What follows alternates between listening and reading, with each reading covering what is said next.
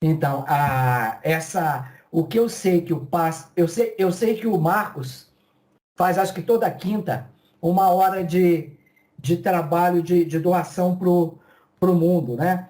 Então, o que eu conheço do conceito de passe para o escuro é que ele é diário. O Chico fazia esse tipo de TENEPS. Então, o indivíduo vai mais ou menos no mesmo cantinho da casa dele, diariamente, aproximadamente, dentro do possível, no mesmo horário, fazer esse trabalho de doação. Isso é uma outra ferramenta complementar, mas isso é individual.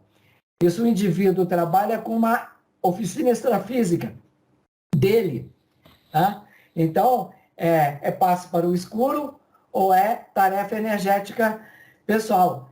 Eu comecei a fazer uma prévia disso desde fevereiro que eu estou fazendo. Só que o que eu conheço, o que eu aprendi com o Valdo, é que é 50 minutos de trabalho por dia. Não adianta você chegar domingo e falar, não quero fazer. Você tem que fazer os 7 dias por semana. Eu estou fazendo 30 minutos por dia desde fevereiro.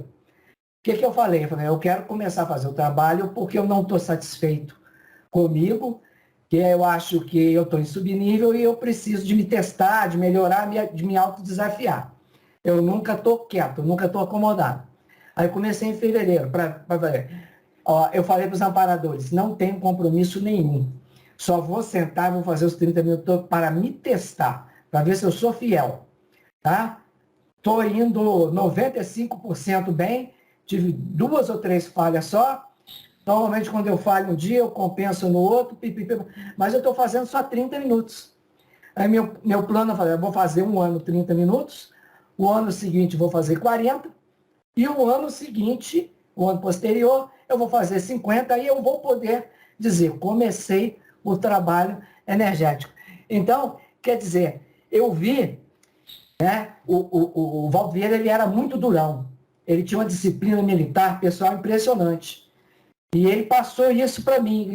Então, eu vim super preparado psicologicamente para esse trabalho, porque eu já tenho isso na mente há 20 anos, há 25, 30 anos.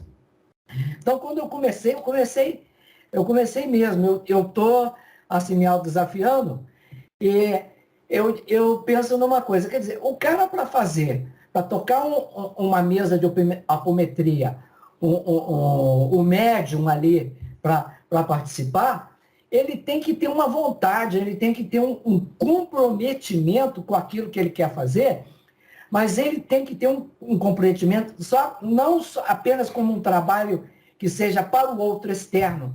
Ele tem que ter um compromisso dentro dele mesmo para ele se melhorar sozinho na casa dele, tá? Para ele ter aquela moral para poder doutrinar, para falar com o obsessor, para quando o obsessor apontar o dedo no nariz dele, falar, eu vejo você é viciado, você faz isso com a tua esposa, com teus filhos. Então é preciso um compromisso moral também. Então, é uma ferramenta independente. Mas, gente, eu procuro no Google, eu não vejo quase nada, quase ninguém falando sobre isso. Isso a nível mundial. Você põe aí no Google agora que você vai cair lá no meu site. Só vai ter texto meu. Nem o, nem o Wagner Borges tem nada escrito sobre isso. Eu até cobrei dele. Wagner, você tem que pôr isso daí. Você é uma referência, até para mim. Né? Porque eu só tenho o Valdo como referência. Eu preciso de mais coisas diferentes, que eu preciso tirar minha média e me descobrir dentro disso daí. Então, eu acho que isso tem uma relação com a apometria, e eu gostaria de ouvir vocês dois aí agora sobre isso que eu falei, antes da gente adentrar aí na antigoécia do Marcos, que vai ser hoje, não importa quando, mas vai ser hoje. Vai lá, Godinho. Pode falar, Marcos. Porque eu acho que vai acabar adentrando aqui no antigoécia. Na verdade, assim, Dalton, eu muito pouco trabalhei dentro desse conceito. Eu já li alguma coisa a respeito, mas assim, muito pouco dentro desse conceito. O que eu faço, ou o que eu fazia em relação a isso, era o processo de harmonização interior. Eu enviava lá as minhas energias para aqueles eventuais indivíduos que precisassem, mas eu preciso ser provocado. Para que eu faça alguma coisa, eu tenho que ser provocado. Então, se eu sentir que a minha nuca fisgou, se eu sentir que a minha garganta pigarreou, quer dizer, o meu corpo tem uma sinalética que eu, depois de muitos anos, passei a entender melhor como eu reajo a determinados tipos de ambientes. A partir daquele momento em que eu senti, eu falo, opa, alguém eventualmente está me procurando psiquicamente. Então, aí eu faço um envio de energia. E aí eu uso um outro fator. Eu gosto muito da cromoterapia. Então, eu estou sempre pensando cores. E eu uso dessa forma. E eu entendo que para você fazer um processo mais demorado, como você falou, de ficar aí 30 minutos, é uma coisa que requer uma concentração absoluta. E nós temos vários inimigos, vamos colocar dessa forma, contra nós, a começar com o nosso corpo. Nós nos sentamos, daqui 5 minutos, começa a doer. Tem que mudar um pouquinho. E aí nós recebemos estímulos de todos os lados, isso interfere na nossa concentração. Eu penso em cores porque para mim é muito mais fácil manter aquele espectro, e eu trabalhei isso. Eu precisei decorar. Para eu pensar nas cores, eu olho para as cores, olhava para as cores e ficava o máximo de tempo possível pensando naquilo. Então hoje, para mim, esse processo de visualização já foi construído com facilidade, porque eu entendo que a evidência em si, que é o ato de enxergar o mundo espiritual, é um ato de treinamento, requer treinamento. Todos nós temos mais ou menos desenvolvidos, porque, por exemplo, quando a pessoa chega para você e fala assim, poxa, eu sonhei a noite inteira que eu estava conversando com um monte de gente que eu não conheço. Ela estava em socorro espiritual, pomba. Ela estava atendendo alguém, isso não é sonho. Isso é a vida extrafísica. Nós fechamos os olhos aqui e acordamos lá. Abrimos os olhos aqui e perdemos um pouco da percepção do que está acontecendo lá no mundo espiritual. Mas a conexão ela é eterna, ela é contínua. Então, o pensar em cores para mim é muito mais fácil. Com isso eu consigo ficar mais tempo fazendo esse exercício, que não é esse que você falou, mas é um exercício muito parecido, porque eu costumo dizer para os mais próximos que quando eu conheço a pessoa e se ela pensa em mim, eu sei que ela está pensando em mim. Me vem claro a imagem, porque é natural, você pensa na pessoa, você tem uma ideia de onde ela está, e não é o corpo físico onde ela está, mas a assinatura vibracional dela, que quem conversa comigo, eu estou conversando com vocês, eu conheço a assinatura vibracional de vocês. Eu sei que vocês são vocês, porque vocês me causam uma reação emocional muito distinta cada qual. São reações boas, mas são distintas entre si. Essa assinatura vibracional, eu localizo vocês pelo pensamento. Se eventualmente eu precisar de uma ideia, de uma intuição, fazer uma pergunta aí para alguém, eu já mando esse questionamento. Ou então, se eu preciso de ajuda, eu vou pensar numa pessoa que potencialmente tem essa condição de me ajudar. Então, ou seja, se eu conheço e a pessoa pensa em mim, em instantes eu já sei que ela está pensando em mim. Se ela está com algum problema do qual ela não conseguiu verbalizar, mas ela já está externalizando de modo emocional, eu já sei que ela não está bem.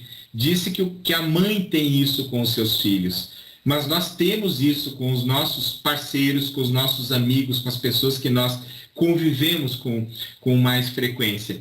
Então esse é um ponto. Mas se uma pessoa não me conhece, mas ela veio indicada por outro, porque os espíritos fazem isso, eles estão procurando ajuda lá no mundo espiritual, falou, vai lá no Dalton, lá, que é o cara que ajuda a resolver esse negócio. E aí essa pessoa pega a tua assinatura vibracional, te procura, vibracionalmente ou espiritualmente falando, e você passa a somatizar, passa a sentir o que ele está sentindo, porque acaba que nós somos médiums uns dos outros. Então, de imediato, em vez de eu falar assim, poxa, mas o que está acontecendo? Que coisa mais ruim? O que é isso? Eu só vou para o remédio se eu tiver com dor de cabeça, porque sou muito sensível à dor, não gosto. Então, se eu tiver com aquela dor de cabeça que está me atrapalhando, eu recorro ao remédio. Fora isso, eu já faço uma leitura vibracional, olho ao redor e vejo o que pode estar acontecendo. E, lógico, muitos nos procuram. Mesmo que você não trabalhe com isso, você é procurado por muitos, porque lá no mundo invisível, onde a maioria dos habitantes do planeta está, eles precisam de algum tipo de auxílio, de algum tipo de esclarecimento, e não é porque eu estou aqui preso na matéria que eu não posso prestar esse esclarecimento, ou posso pedir um esclarecimento para quem está lá do outro lado. Então, quando o meu corpo me dá essa sinalética básica, que para mim são duas, é o puxão na nuca, enrijece um pouco a nuca, e não é pressão, porque a pressão tem a hipertensão tem esse sintoma também, ou a minha garganta começa a dar pigarro e eu não tomei, não bebi nenhum tipo, não me alimentei de nada que cause isso. Então eu já sei que o meu corpo está dizendo, tem alguma coisa que acontece. E tem um período que isso acontece, mas quando eu vou dormir eu sinto a minha garganta. E aí nessa hora eu já faço o procedimento todo e assim, eu não tenho disciplina. Não tenho disciplina. Eu faço quando o meu coração diz faça. Se eu tiver com um pouco de preguiça, se eu tiver cansado, de fato, aquela preguiça que é boa, aquela preguicinha assim, eu faço, não, dá um tempinho aqui, amanhã eu prometo que eu faço. Se me lembra de novo que eu vou lá e faço. E aí eu faço. Mas eu faço não nas mesmas horas, não faço todos os dias, mas quando eu lembro de fazer, eu próprio já aciono e já vou conversando comigo mesmo. Às vezes eu estou na estrada, estou dirigindo, às vezes eu estou sozinho, e aí eu já faço esse exercício enquanto estou fazendo outras coisas. Mas eu gosto de pensar cor. Para mim é o caminho que facilita o processo todo. Então eu consigo pensar cor, eu sei que a energia está operando ali, ela está trabalhando.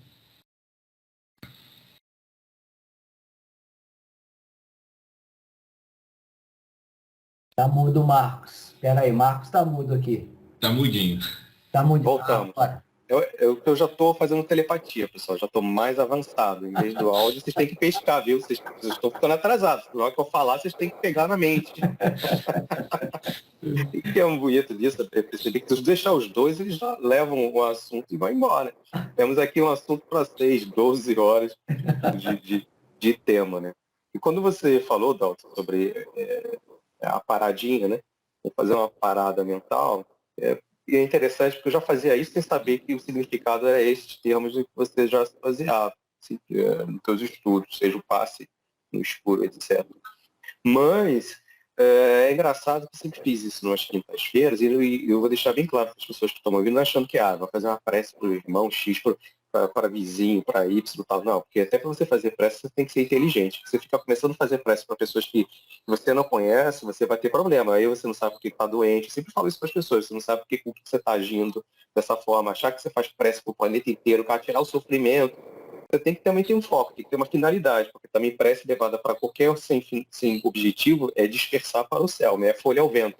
É você jogar aquilo, você tem que ter foco. Então aquela tua prece vai ficar, não vai passar do tamanho do nariz do Marco César, tá vendo? O nariz é um pouco grande. Se fizer uma prece que não tem uma finalidade, ela não vai passar daqui, gente. Ela nem vai ter uma ação específica. Tem que ter uma finalidade. Eu faço uma coisa dessa, desse estilo aqui, mais ou menos não. Absolutamente 30 anos agora, nesse ano. Sempre nas quintas-feiras, não dura 30 minutos, porque eu já não consegui aprimorar mais, eu não necessito mais tempo para me concentrar. E entre os 5 a 10 minutos, geralmente sempre no pôr do sol. Tá? É isso que é importante. Eu não consigo fazer isso no nascer do sol, porque geralmente a gente tem sempre nossos compromissos diários, você tem que estar anteriormente fazer a disciplina para poder sair da sua casa, da sua rotina. E o pôr do sol, onde eu estiver, eu já consigo me concentrar melhor. Porque até hoje, colegas de trabalho, onde eu estou, em qualquer tipo de tarefa, ele já tem um dispositivo que fala, não fala com o Marcos, porque ele está naquele transe estranho, ou aquela macumba dele esquisita, não entra na sala dele, não. Então, já 30 anos fazendo isso, ele sabe que eu estou concentrado, fazendo o meu ponto de apoio, que é justamente uma harmonização. Olha que interessante, eu não conversei com o Godinho antes. Uma harmonização que é de si, e aí sim é uma projeção para fora. Olha que coisa. Pode ser dizer também como é uma coisa, algo autométrico de mim, do Marcos fazendo uma para fora, ou seja, minha conexão com forças muito maiores que são condutoras da minha vida. Eu faço esse exercício e vou dizer por quê. Desde os moleque muito pequenininho, as coisas piores ou melhores da minha vida aconteciam, sabe quando? Numa quinta-feira. Isso foi um contexto do Marcos. Sempre numa quinta. Vamos dizer que a primeira cirurgia, o primeiro curso achando que ia ter algum problema grande de um câncer, de um problema que eu tive, que tive que fazer uma cirurgia, arrancar um pedaço de um órgão, e o primeiro amor, o primeiro desamor, o primeiro relacionamento, o primeiro incidente comigo mesmo, a primeira relação de ir ao trabalho, de conquista de trabalho ou de sair abruptamente de um trabalho, tudo eu notei que acontecia especificamente numa quinta-feira. Eu falei, eu vou usar essa rotina. Já que eu estou criando uma imagem, projetando algo, que eu estou ficando meio doido em relação a isso, meu neurótico, vamos fazer uma autocura em relação a isso para não criar uma autossabotagem de algo que pode ser criado um toque. E daí eu notei que, depois da minha juventude, entrando na pré-adolescência, eu já estava dentro de um grupo, e muita gente conhece, tanto minha biografia, obra, sabe da minha história na área ramatiziana já há muito tempo, muito antigo, desde os meus 10 anos de idade, numa certa casa, fazendo pão com batata, depois eu adentrei numa outra casa que me deu todo um suporte, tanto moral, mas de conhecimento, e o tratamento que eu mais me apaixonei, isso nos idos da década de 90, era Antigoécia, numa quinta-feira.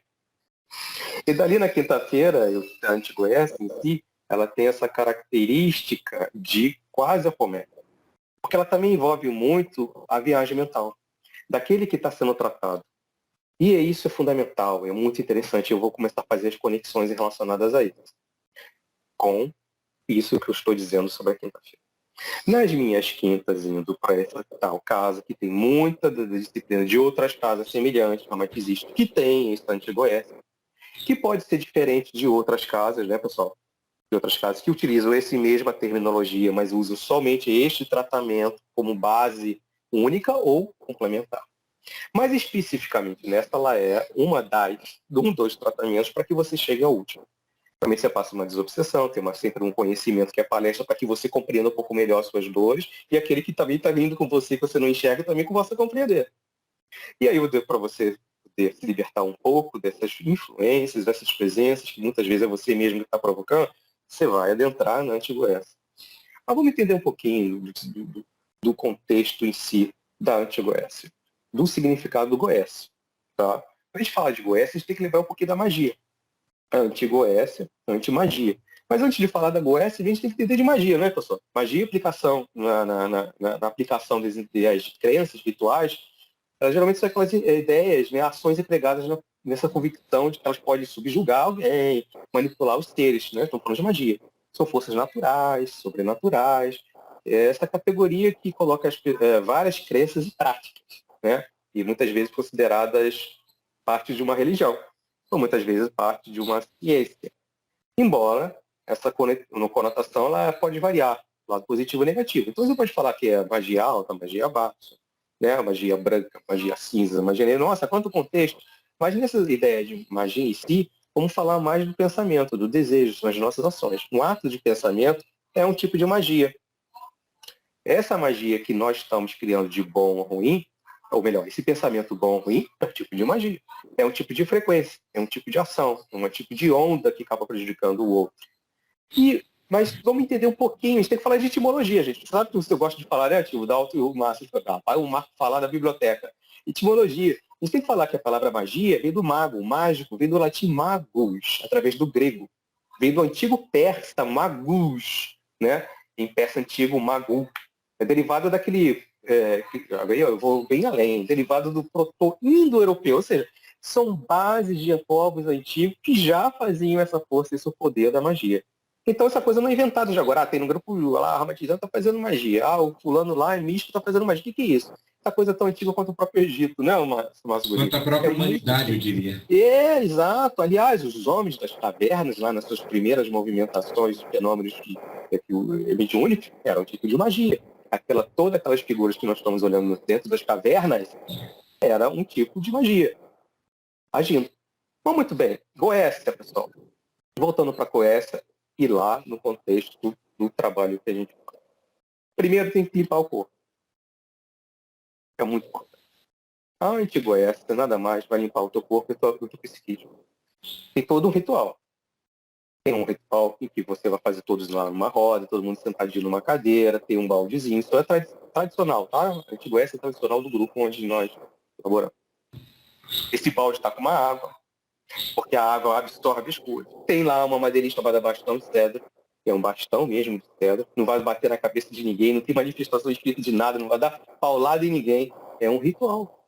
Esse ritual até, eu consegui fazer uma pesquisa mais astralina, saindo um pouco mais do corpo, chegando mais lá nessas grandes escolas do Oriente, e vai mostrar esses caminhos desse bastão de cedro, esses rituais da Antigoécia no tempo de Ramatiz.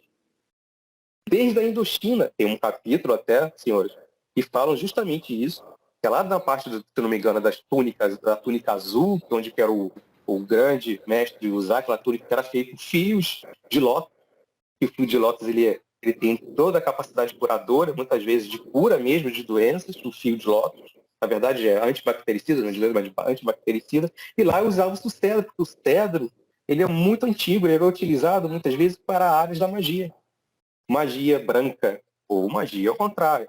E no próprio livro, eu tenho que buscar isso, pessoal, porque eu acabei pesquisando esses assuntos para poder entender por que os grupos usam isso, por que tem o bastão de cedro, por que usam o balde, por que se chama antigo éster. Eles usavam isso naquele tempo para curar as pessoas à distância. A Matisse, no seu grupo de pessoas, usava esse fenômeno da própria magia, que é chamada antigo éster, com toda essa parafernália toda, né, de objetos, porque é um bom condutor de coisas, ou seja, é um endereço vibratório, você pega um objeto de alguém, o endereço vibratório está lá, está mesclado atomicamente no objeto, você segura aquilo, você consegue ir até onde está aquela pessoa. Então vamos lá, no contexto do grupo, ou no contexto do movimento anti-Goécia, da anti-Goécia ou anti-Goécia de hoje, a gente coloca as pessoas todas sentadinhas, a gente faz o quê? O primeiro momento a gente vai fazer o alface, a limpeza, vai fazer o passo dessas pessoas para poder limpar toda a cidade, e vai fazer o quê? A viagem mental. A viagem mental já é um exercício para que estas pessoas adentrem onde é o seu lar. E cada um desses cômodos, a pessoa vai mentalizar cada cômodo como parte da anti-Goécia para fazer as limpezas desse cômodo, o afastamento das pessoas que possam estar perturbando. E este tipo de tratamento vem dos animais, são os alimentais, também os animais, os elementais são forças da própria natureza, junto com esses elementos. A anti-Goécia é a força da natureza. Você consegue envolver desde a mais baixa energia, ou atingindo as forças mais iguíneas da Terra, base, as mais avançadas, as mais altas no trabalho de anti-Goécia. É um dos mais bonitos e mais fortes que existe atualmente. E nós, depois de algum tempo, nós descobrimos por quê. Por que nós estávamos fazendo essas viagens e por que depois passamos esse bastão de cedro no corpo das pessoas, que tem um movimento, tem um ritual nisso tudo. Esse bastão de cedro depois vai tocar em cada um dos chakras ou das pétalas, né, de força que rodam, que cada um deles tem diversos outros chakras menores que rodam, que está absorvendo o prana, a energia cósmica, a energia da força essencial da nossa vida, que muitas vezes ela está fechada, igual uma pétala de rosa fechada. A pétala não, como se fosse um núcleozinho da rosinha fechado. E esse bastão ele vai abrir essa força espiritual. E nós descobrimos, depois de algum tempo atrás, através de um grande amigo, colega, na verdade, científico, e nada mais ele se chama Patrick Drouot, que, se não me engano, é conhecido pelo Wagner Borges também, que acho que entrevistou ele há muito tempo atrás. É um físico, lidado depois de muito tempo atrás com o estudo dos xamãs, mas antes de ser tudo isso, no mundo místico, ele é um físico muito conhecido da França, claro, que não conhece Kardec, nunca soube de Kardec, francês que não conhece de Kardec. E se você for na França agora, poucos grupos espíritas você vai encontrar. Se você encontrar, você vai encontrar um senhor lá de quase 90 anos, lá no fundo, não sei da onde, que está lá olhando o livro dos espíritos. Porque quase não se conhece. E esse Patrick Drouot, né, o francês, ele tem diversos livros, como Somos Todos Imortais, A Cura Espiritual da Imortalidade. Gente, é lindíssimo o estudo. Ele é físico, teórico. Fez mestrado, começou a querer entender mais sobre as energias das ondas, né? Entender por que ele tinha fenômenos dentro dele mesmo, e ele foi atrás do conhecimento para saber sobre vida passada, e também, após muitos fenômenos, sobre fenômenos de progressão de memória. Olha que interessante, tem memória passada, mas também tem progressão de memória. Ele conseguia fazer uma expansão de consciência, e conseguia identificar nas pessoas traumas. Como terapeuta, conseguiu observar que determinados problemas, doenças, obstáculos é por acontecimentos. Aí lembra, Podinho, que você falou? O passado recente, nesta própria vida.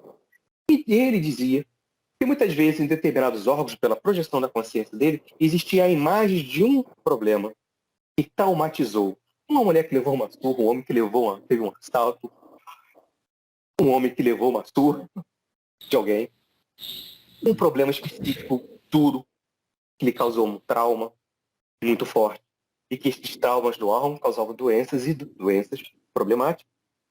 Às vezes que levava à morte. Top. Aí eu fiquei olhando ele, que ele esteve aqui no Rio de Janeiro muito tempo atrás, no início da década de 90, fui lá visitar. E eu queria levar essas questões, porque ele estava falando sobre isso, eu estava garotão ainda, na Antiga Oeste, eu falei assim, meu Deus, tem tudo a ver. Vou lá perguntar sobre essas coisas. Ele chegou, muito simpático, velhinho simpático, a cabeça, ele só tocou na minha mão e falou assim para mim, qual é o seu nome? Eu falei, Marco. Ele fechou os olhos, só em tocar em você, eu consigo sentir a sua presença nos últimos 20 mil anos. Eu falei, meu Deus do céu. Ele conseguia perceber movimentos da minha vida muito antes de estar na Terra até. É a expansão de consciência dele. E ele dizia assim, sabe aquela dúvida que você tem? Consiga observar que no momento que se passa um bastão de cedro, você está retirando o trauma daquela pessoa. Porque justamente o cedro, que ela tem a capacidade de absorver energias e também de lançar energias, o bastão de cedro, ele consegue fazer uma limpeza mais grosseira do corpo material, etérico, para depois, com o tempo, chegar até o perispiritual, mais sutil.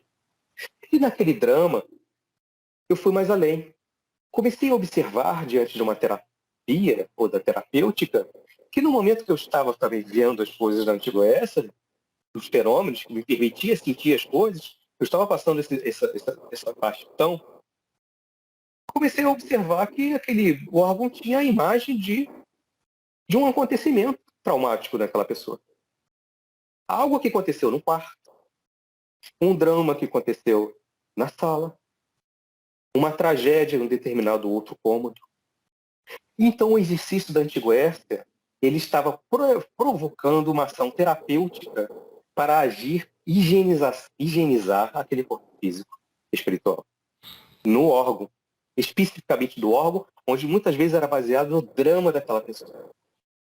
Olha que coisa bela, as coisas que são conectadas. Tudo tem um motivo, tudo tem uma conexão bela no tratamento espiritual. A Antigoécia, em si, ele também, nessa viagem mental, a gente está fazendo uma projeção nessas pessoas e que viajam nessa mente dessa pessoa as entidades espirituais, os grandes tarefeiros espirituais na casa e nos cômodos dessa pessoa, onde vão observar através da psicometria aquele drama que aconteceu justamente naquele cômodo, ou naquele local onde você está adoecendo.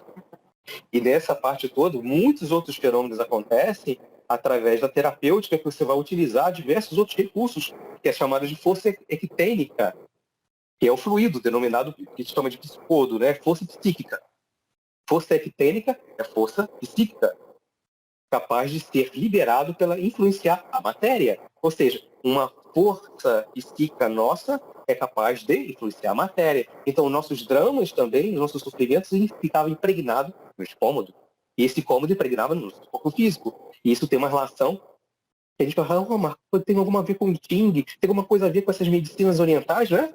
Que tem todo aquele instrumentos e ferramentas em que os chineses, inteligentemente, milenarmente, também conduzem muito bem sobre qual é a melhor parte do cômodo que você pode ter prosperidade. Olha as conexões que existem.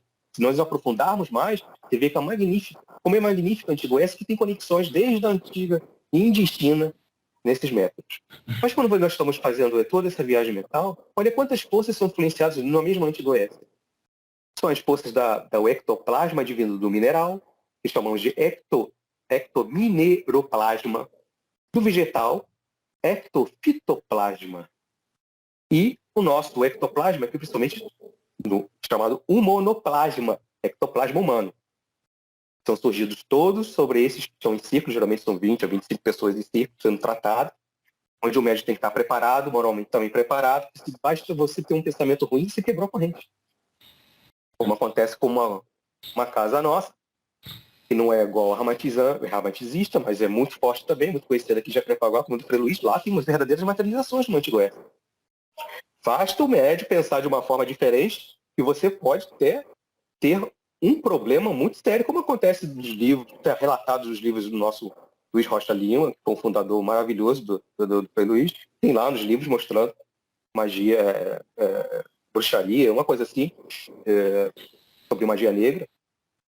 onde pessoas ali quase foram assassinadas por materializações de facas que, de repente, se materializam e vão direto para a pessoa. Olha como é importante e como é sério. Então, tanto a antigoécia como a apometria, sendo técnicas um pouco não tão diferentes, mas elas em si são irmãs, pois ela trabalha nessa ação terapêutica que são extremamente complexas, em que você tem que ter uma disciplina, uma constância muito grande. A gente brinca muito na antigoécia e fala assim, tem momento que a gente fica assim, Jesus, outros que estão do Oriente falam assim, Buda, por favor, pelo amor, não faz onda não, porque ó, o negócio está tão desse que se fizer onda, a gente só passa mal. Às vezes a gente tem que tirar o médio de lá para descansar um pouquinho, porque o negócio é pesado. Quando você for olhar aquele balde de água, a gente vai descartar isso na terra, tá cheio de miasmas. Que é a mesma coisa que no lixo traz a mosca, você acha que nossos pensamentos, as nossas projeções ruins também fedem.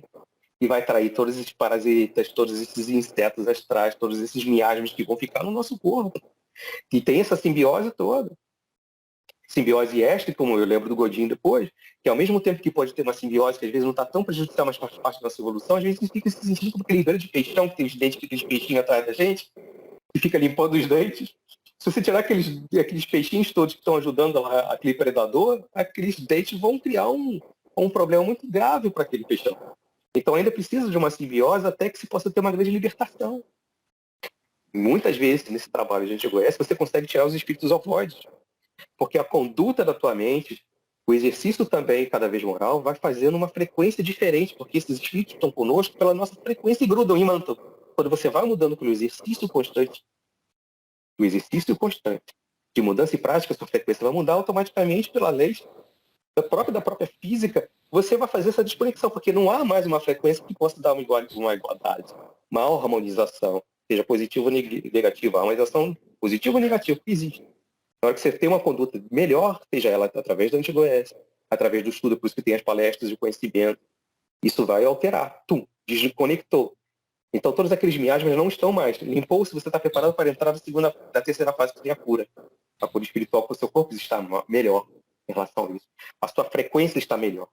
Você tem uma conduta melhor, você está tendo uma compreensão melhor das coisas. Então o seu ato apométrico, né, está melhor, está mais saudável. O seu ato de magia... No final, quero te fazer uma pergunta. Continua. Então esse ato de magia, ele está baseado na antigoécia. Anti-magia, ou seja, anti-forças ruins. Magia baixa é alta. A magia, seja ela cinza ou negra, ela é branca.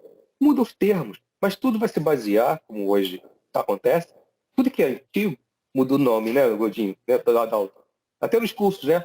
Faz aquela florada toda do curso, fala assim, não, peraí, isso aí nós usávamos no banco de dados, né, de tecnologia da Dalton. Isso era nos mainframes da vida, tem outros nomes, né? Hoje fala de ciência da computação, mas existia. A gente fala a ciência do abstrato, agora é ciência da computação, coisas bonitinhas, né? No direito também, às vezes tem contexto que você vê, não, peraí, só aqui o primeiro que idealizou isso. E é baseado nas virtudes aí, ou coisas relacionadas à justiça. Então, você vê que tudo é baseado, né? Muitas vezes, o simples, as pessoas é que complicam. Tudo está muito bem realizado quando nós conseguimos parar um pouquinho a nossa agitação, sairmos um pouco mais da mística, botar o pé no chão, constância, estudo, perguntar para quem saiba responder, porque até nisso esse é um problema, quem é responsável por grupos espíritas e espirituais sabe disso, porque poucos perguntam para o diretor, para os dirigentes, para os seus responsáveis e criam aquela bolha dentro da bolha, em vez de perguntar para o responsável, ficar fazendo aquelas bolinhas, né?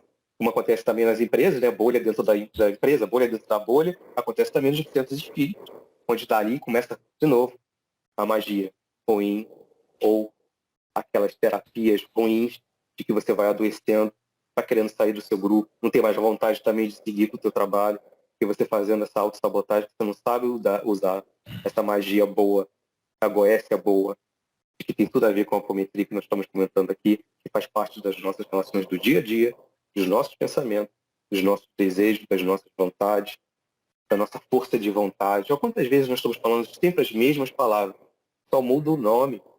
Então é isso.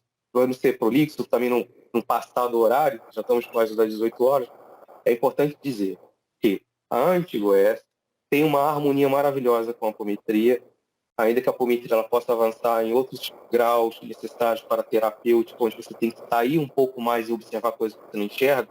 O trabalho da Antigo-Oeste tem muita gente, que são os próprios espíritos, que faz essa grande viagem, e o médico que está preparado vai conseguir observar essas coisas, justamente na hora que vai conduzir aquele bastão de cedro para quem é da Ramatiz, aí o pessoal ramatizando sabe, é aquele momento magnânimo, onde você consegue sentir tal tamanha força que você pode até se emocionar, e eu me emociono muito, sente uma força, e essa força é além da Terra, porque a cura são de grandes seres que não estão nem na Terra, é uma força muito grande, ela é cosmológica, ela é baseada na lei do amor. O universo ele se movimenta pela lei do amor. É a harmonia, é a disciplina.